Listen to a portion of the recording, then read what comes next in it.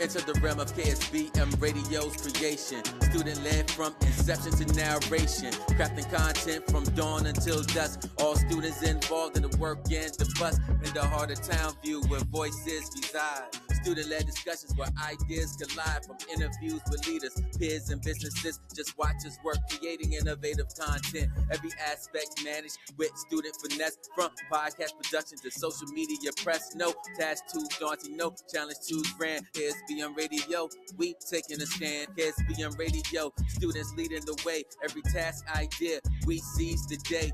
Witness now as all of our efforts break through. KSBM Radio, the voice of Townview.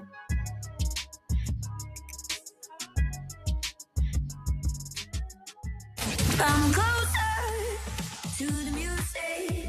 Broadcasting live from Marvin E. Robinson School of Business and Management, Dallas, Texas. My radio station. We are KSBM Radio, the voice of Townview.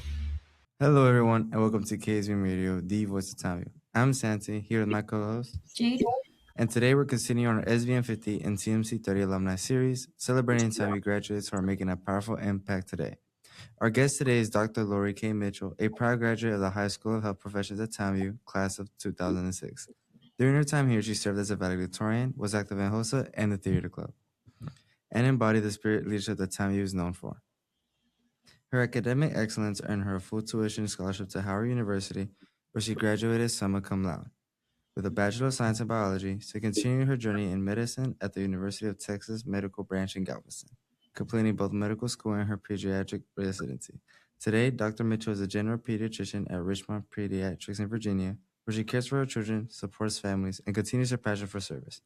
She's also someone who enjoys theater, board games, and connecting with her community.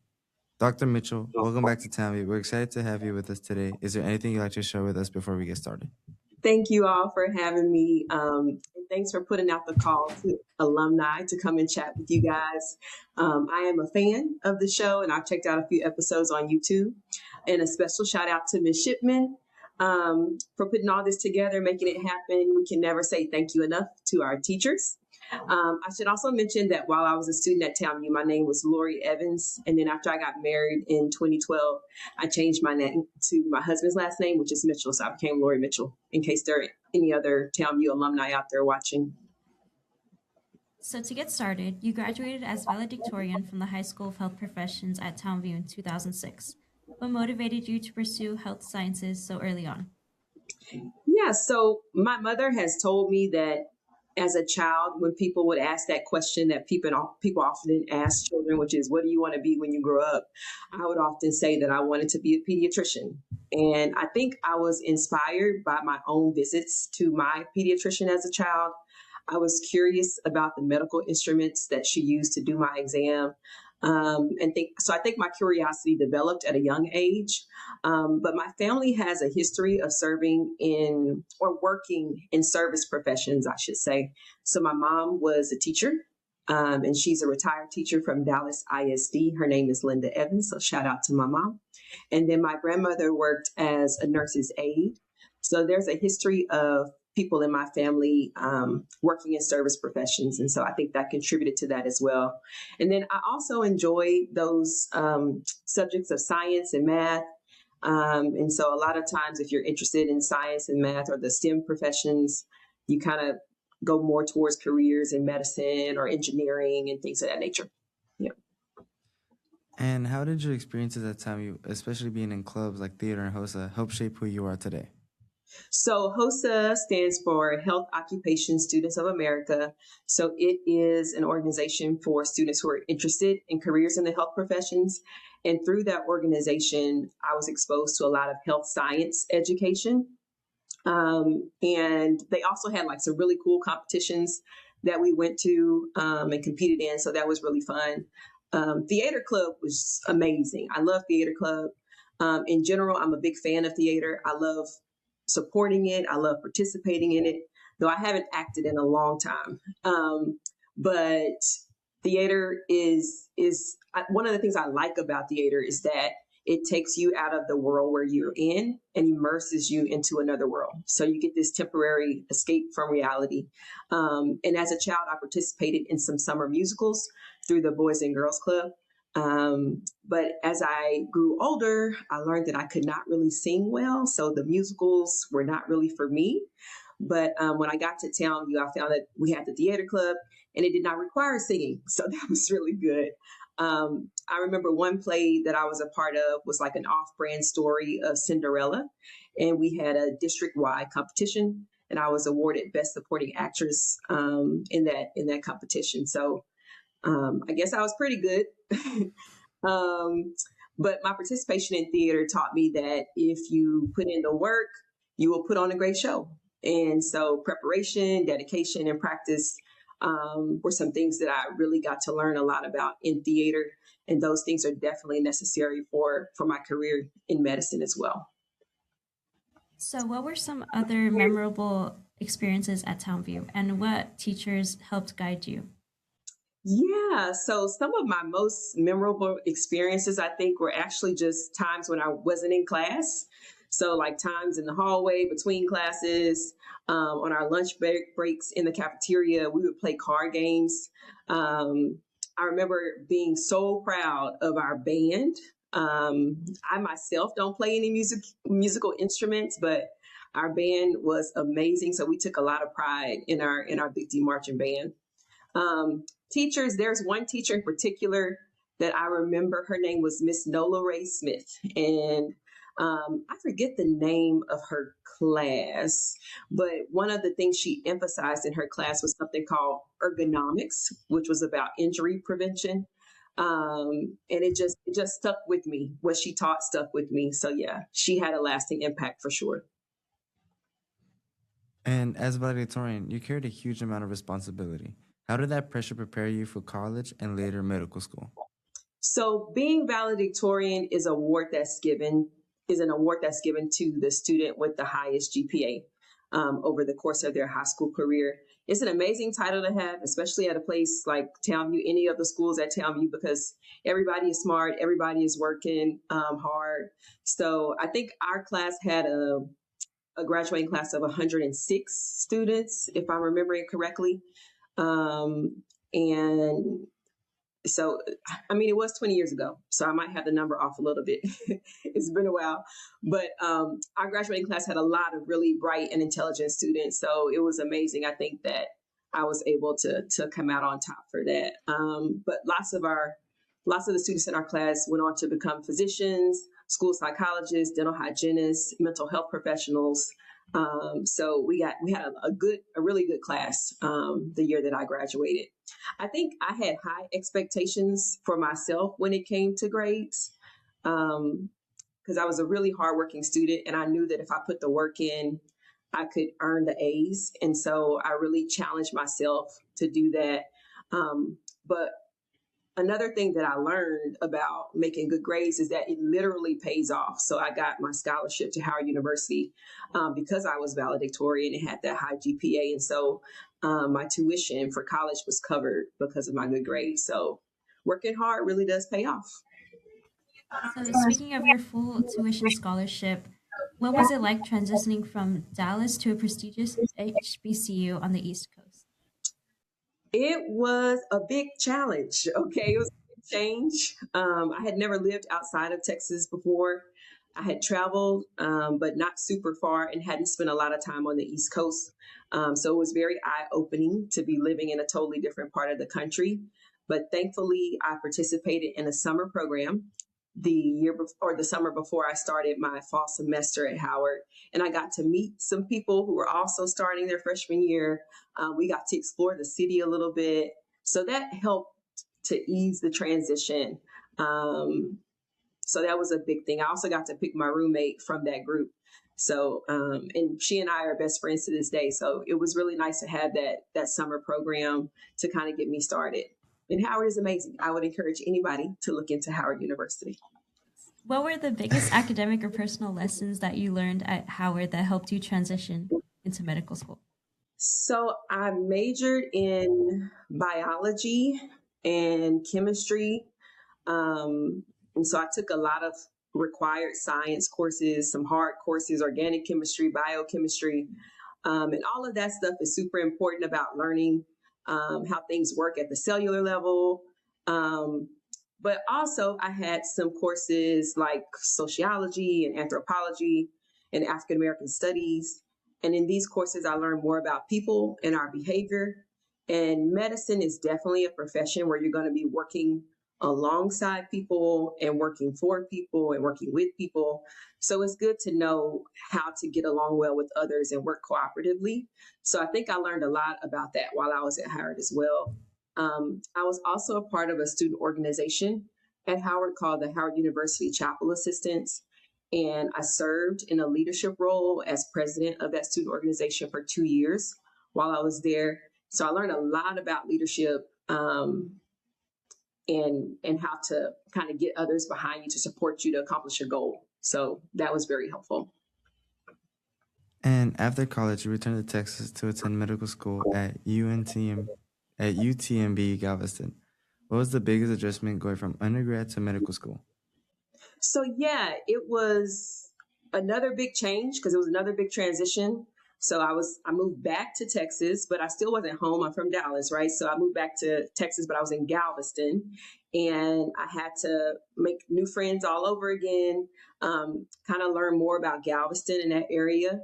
And so it was another big transition, but again, I did a summer program before I started. And so I did get to, explore Galveston a little bit and meet some people who are also coming into medical school around the same time. And I'm grateful that throughout the years, I feel like God has always surrounded me with really, really good people, many who have become lifelong friends. And for sure, medical school is not something that anyone gets through alone. There's a lot of working together to accomplish things in medical school and studying together. But yeah, it was a great experience, and that transition was made well for me, I think. You completed both medical school and pediatric residency at UTMB Galveston. What drew you specifically to the pediatrics? Yeah, I think from my childhood, I always kind of had pediatrics in the back of my mind, but anybody will tell you when you're in medical school to keep an open mind.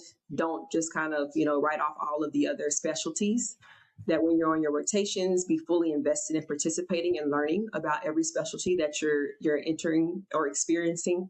So I did that, and I thought about some other things like psychiatry or OB-GYN or family medicine. But I think I always kind of came back to pediatrics. And the pediatricians that I met were really awesome. I think their disposition, the kind of doctors they were, the way they cared about others really impacted me a lot. And so I definitely said pediatrics is for me. And can you tell us a little bit more about pediatrics? Like, what does a typical day look like for you?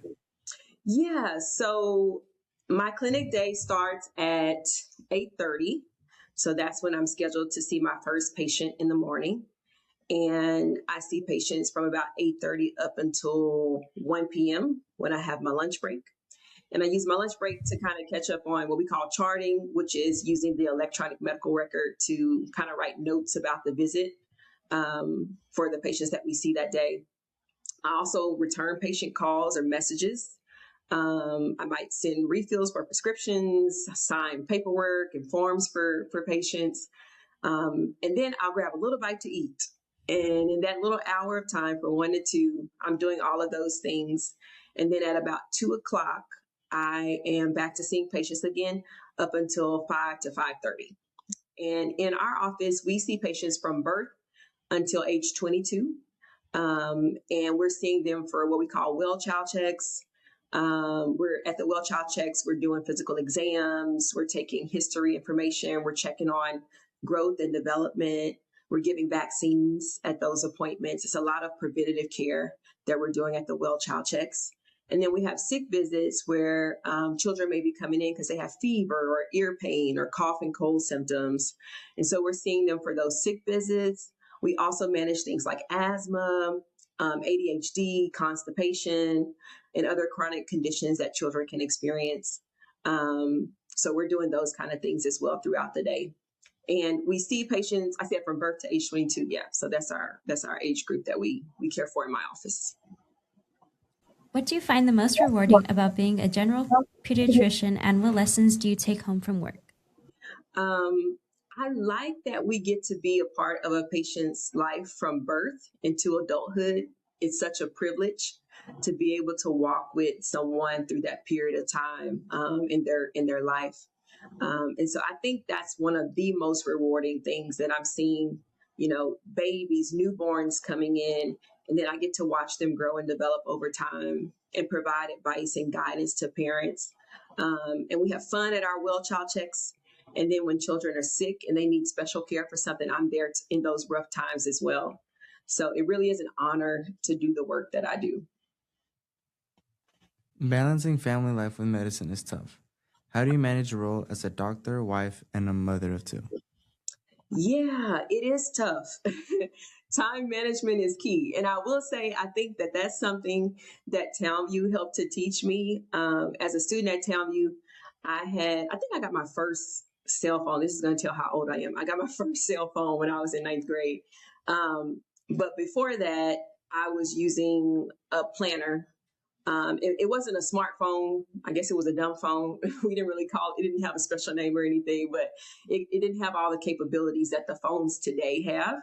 And so now, like on my phone today, I have a calendar and it helps me organize my life, and I put on the schedule what I need to do. But when I was in high school, I used a physical planner book that had pages that had the calendar day, and I would write down when assignments were due, when I had certain practices, let's say for theater club or host a club meetings. I would have all this stuff laid out in my planner. And that way I could prioritize the things that were most important to get done.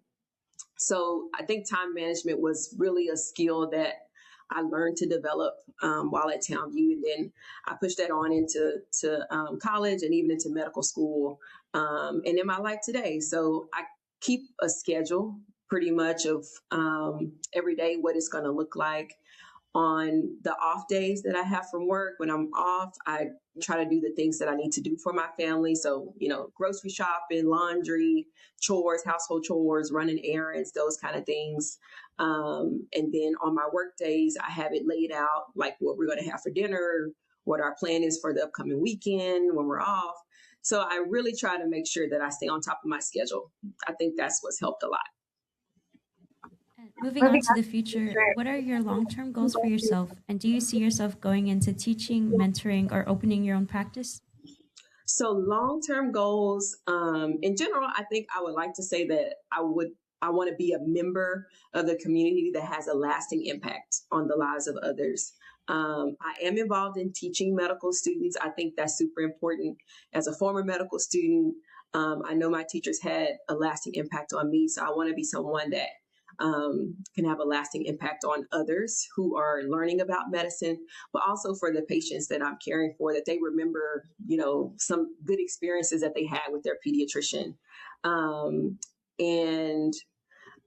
So I definitely am interested in teaching and mentoring.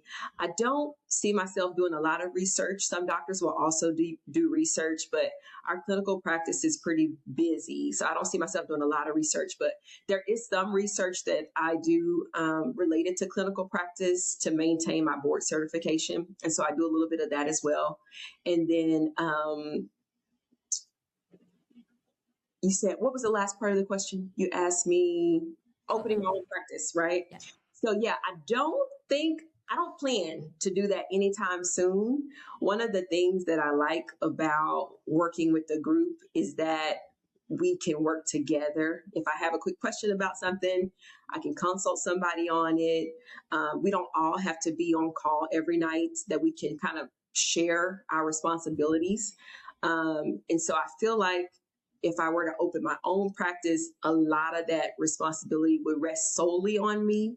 And I just do not want that right now. But I don't know what the future holds.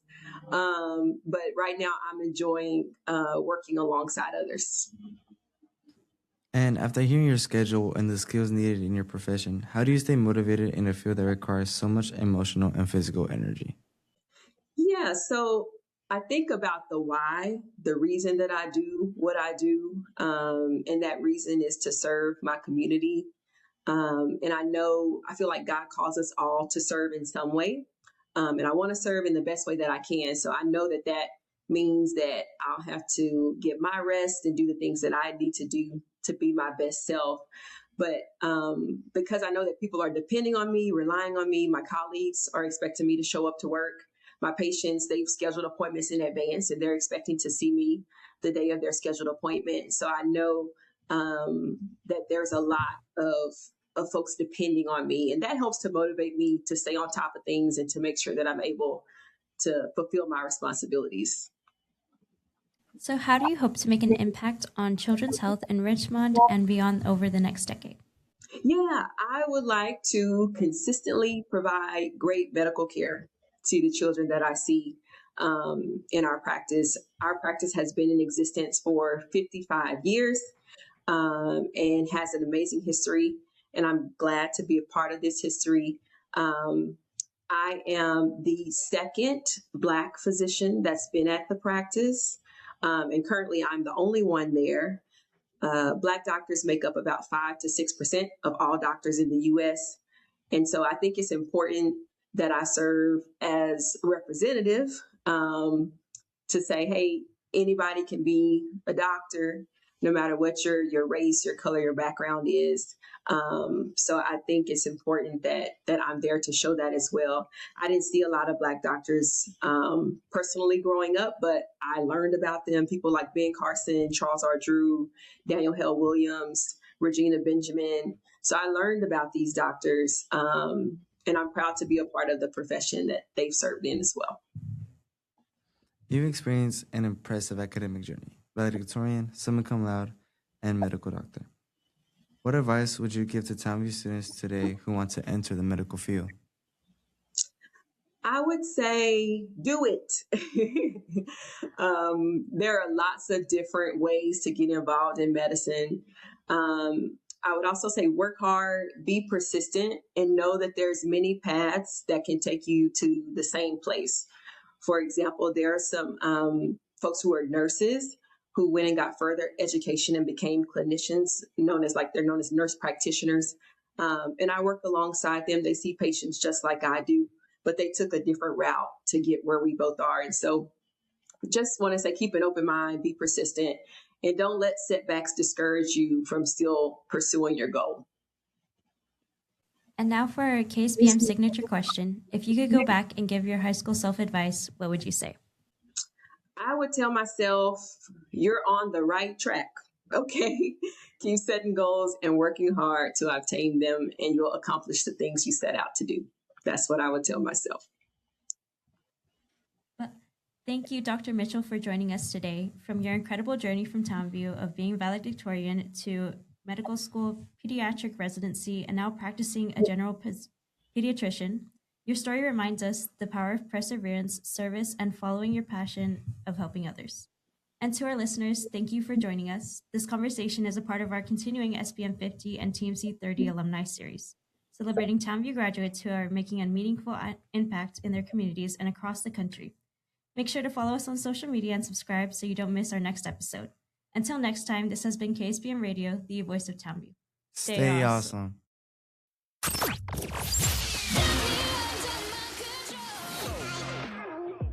Thank you for listening to KSBM Radio, the voice of Townview. My radio station. We hope you enjoyed the great content and great discussion, all from a student's perspective. Make sure to follow us on Twitter for the latest updates at KSBM_TVT or on Facebook at KSBM Radio. Add them on Facebook. Check them on Facebook. Take care.